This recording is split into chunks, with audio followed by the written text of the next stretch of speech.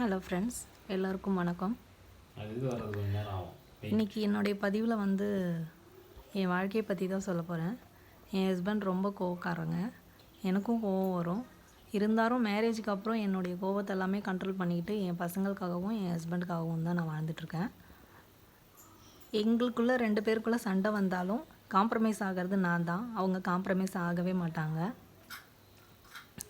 ஆனால் இப்போது என் பேச்சை கேட்குற அளவுக்கு வந்திருக்காங்க. அதுக்கு நான் என்ன செஞ்சேன்னா, அவங்கள நம்ம பாசமாக பார்த்துக்கிட்டாலே அவங்க நம்ம லைஃப்குள்ளே வந்துடுவாங்க. நம்ம மேலேயும் அவங்க அன்பாக இருப்பாங்க. அதுக்கு பதிலாக நம்ம அவங்கக்கிட்ட விதண்டாவாதமாக பேசிக்கிட்டு அவங்க ஆர்கியூ பண்ண நம்மளும் ஆர்கியூ பண்ணிக்கிட்டே இருந்தோன்னா நம்ம லைஃப் சிக்கலில் தான் முடியும். கொஞ்சம் நம்ம விட்டு கொடுத்து போனோன்னா அவங்களும் நமக்காக விட்டு கொடுத்து போகிறதுக்கு ரெடியாக தான் இருக்காங்க. இப்போது எங்கள் வாழ்க்கையில் எந்த பிரச்சனையும் இல்லை, நல்லா தான் இருக்கும். நன்றி.